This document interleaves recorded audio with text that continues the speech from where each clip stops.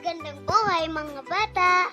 Tara, samahan ninyo akong matuto kasama si Teacher Aika, your online teacher. Please don't forget to subscribe, like, share, and hit the notification bell for more videos. Thank you!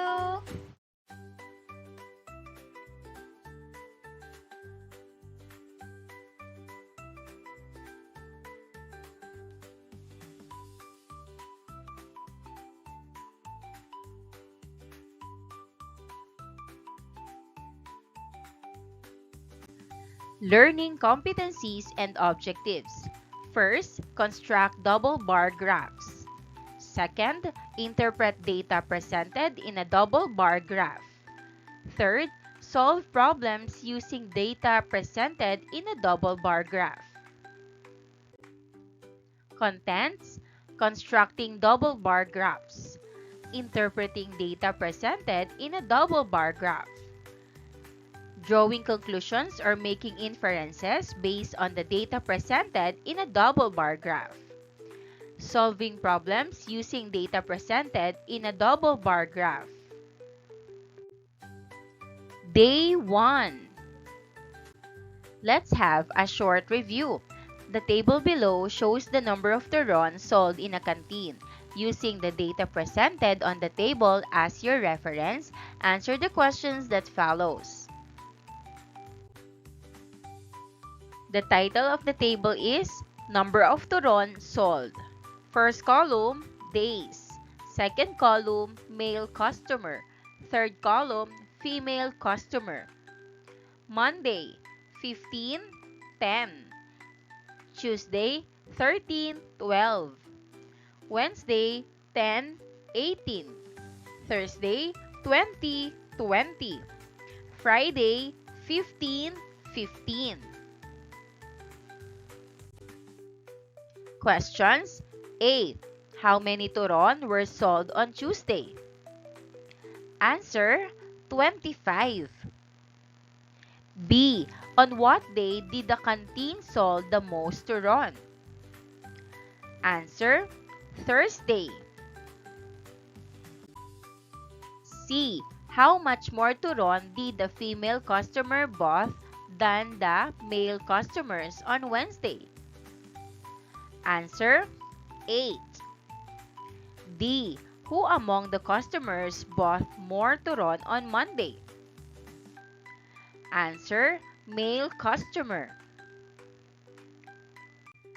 E. How many turon were sold in all 5 days? Answer, 148. In our review, we tried to make sense of the data presented in the table purely by the values it reflects. As we can notice, we are comparing similar data from two different groups. In our case, we are comparing the amount of turon sold between two different customers, male and female. Can you think of other instances that you encountered that compares the same data from different groups?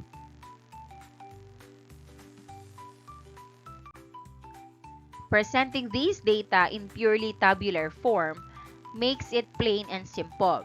We can make sense of these data more effectively by presenting it through a graph. Unlocking content vocabulary. Before we proceed to our next lesson, let us first revisit some of the concepts you already learned previously on how to present a data in graphical method. One way to present a given data is through a bar graph. A bar graph is a diagram that uses bars to help compare data from different groups. A bar graph has various components. 1. Graph title. This is written on top of the graph. This gives an overview on what type of information is presented in the graph. 2. Axes and labels. A bar graph has two different axes. A. Groups data axis. This axis displays what type of data is being presented: days, grade levels, genders, etc. B. Frequency data axis. It represents the amount of frequency of data. 3. Legend. The legend indicates the type of data represented by each bar. Subtopic number 1. Creating a double bar graph. Let us go back to our table earlier. The table shows a comparison of similar data, number of turons sold, from two different groups, male and female customers. To present this through graph, we need to draw a double bar graph. A double bar graph is a kind of bar graph specifically used to illustrate similar data from two different groups.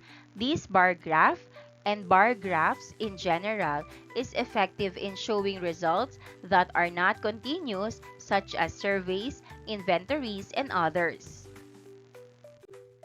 From the graph earlier, let us construct a double bar graph using those data by following these steps.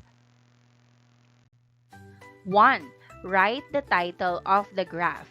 In our graph, the title is Number of Turons Sold at the Canteen. 2. Draw the horizontal and vertical axis. 3. Label the horizontal axis. For our graph, label it days of the week. 4. Write the days given on our table along the horizontal axis. 5. Label the vertical axis. In our graph, label it Number of Turon. 6. Decide on a scale or the range of numbers that you will use in the graph. In our graph, since the frequency are close together, we can start the range from 0 until 30 with an interval of 5. 7. Decide on a color of the bar that would represent the two groups being compared. In our case, let us use blue for male customers and red for female customers.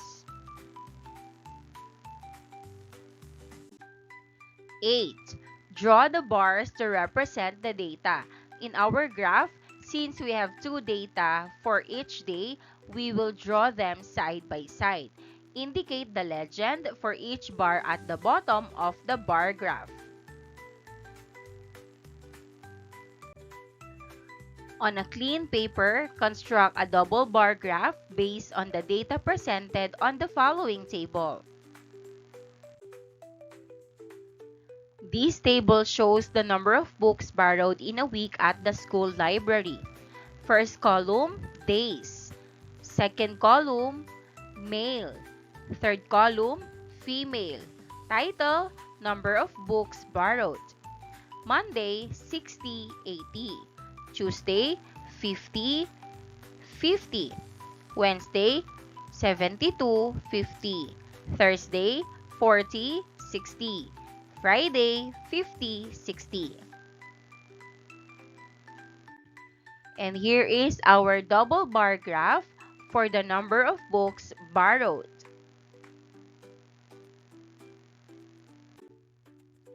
And here's the rubric for rating the graph. Bars, measurements, neatness, and information.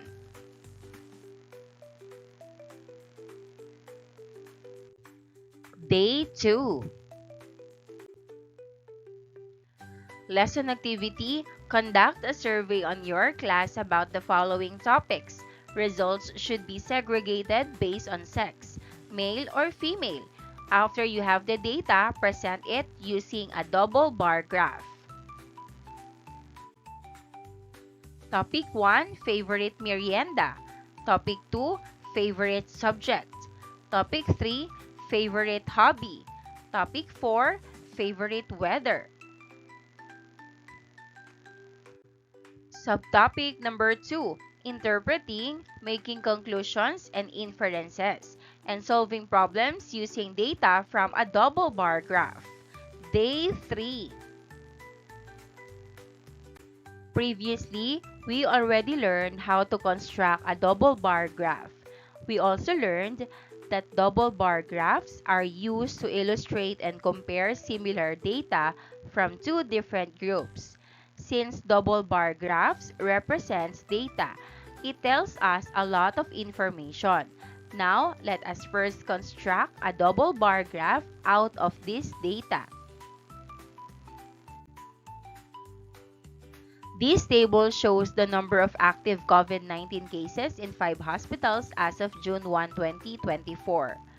Title, number of active COVID-19 cases.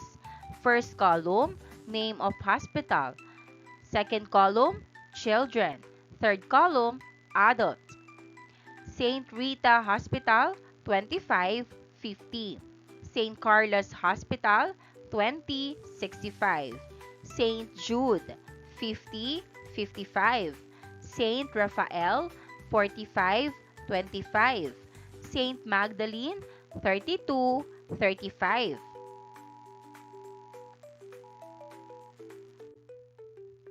And here's our bar graph for active COVID-19 cases.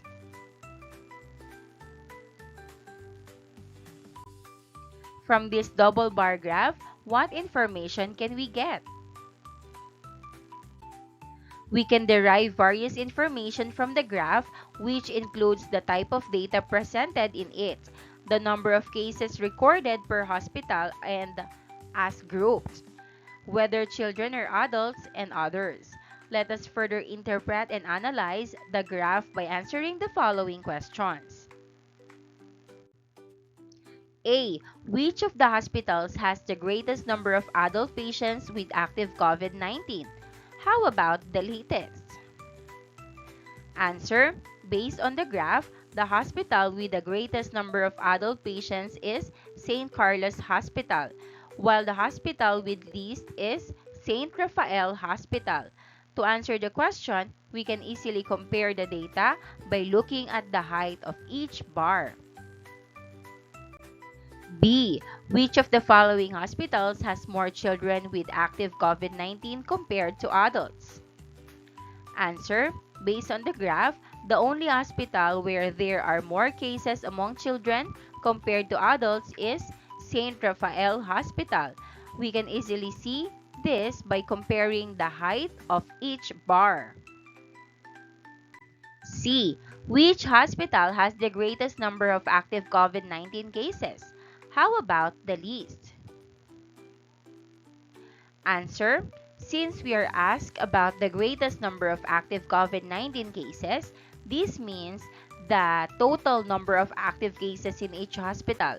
To get the total, we have to add the number of cases among children and adults in each hospital. Doing this, the hospital with the greatest number of active COVID-19 cases is St. Jude Hospital with a total of 105, 50 children and 55 adults patients. On the other hand, the hospital with the least number of cases is St. Magdalene Hospital with only 67, 32 children and 32 adults patients. D. Of the 5 hospitals, what is the total number of children that has active COVID-19? Answer. Since we are asked the total number of children that has active COVID-19 on all hospitals, we simply add all cases of children from each hospital. In total, there are 172 children with active COVID-19 in all 5 hospitals. E. Overall, what information does this graph convey? Answer. The graph conveys the number of active COVID-19 cases among all 5 hospitals that were identified. Worked examples. Instructions. The graph below shows the comparison of the favorite ice cream flavors of grade 5 pupils. Answer the questions that follow. Favorite ice cream flavor of grade 5 pupils.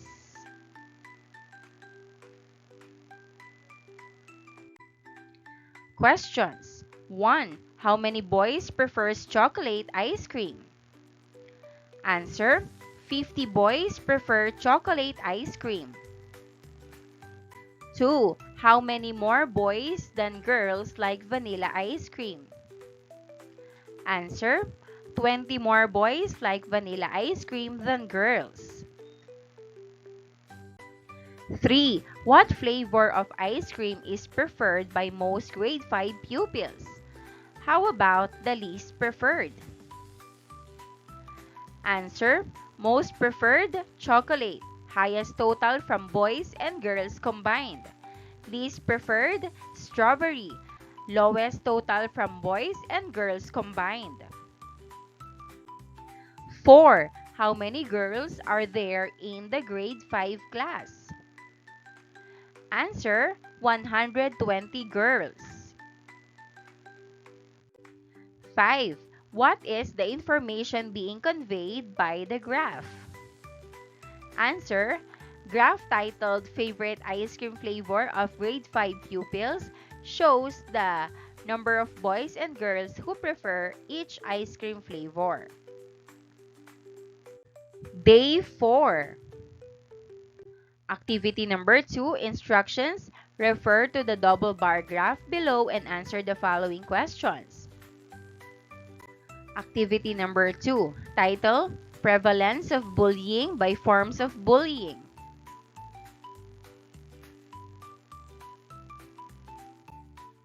Questions. 1. What is the most common form of bullying based on the graph?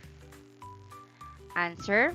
Physical bullying is the most common with 26 males and 17 females affected. 2. In which form of bullying is there more victims among females than males? Answer. Cyberbullying. 3. How much more males are experiencing verbal bullying as compared to females? Answer. 12 more males are experiencing verbal bullying. 4. Which form of bullying is the least experienced by males? Answer. Cyberbullying is the least experienced by males with 7 cases. 5. Which form of bullying is least experienced by women? Answer. Verbal bullying is the least experienced by females with 5 cases. 6. How many among the students are experiencing cyberbullying? Answer. 16 students in total are experiencing cyberbullying. 7. How many among the students are experiencing covert or indirect bullying? Answer. 14 students in total are experiencing covert or indirect bullying. 8. How much more students are experiencing physical bullying than verbal bullying? Answer. 21 more students are experiencing physical bullying than verbal bullying. 9. How many students participated in the survey? Answer. 95 students. 10. What message is being conveyed by the graph? Answer. The graph shows that physical bullying is the most common, especially among boys. It also reveals that cyberbullying affects more girls and that verbal bullying is less reported by females. Maraming salamat sa panonood! Huwag kalimutang i-like at mag-subscribe para sa higit pang educational content. I-click ang bell icon para ma-update ka sa ating mga bagong video. Salamat!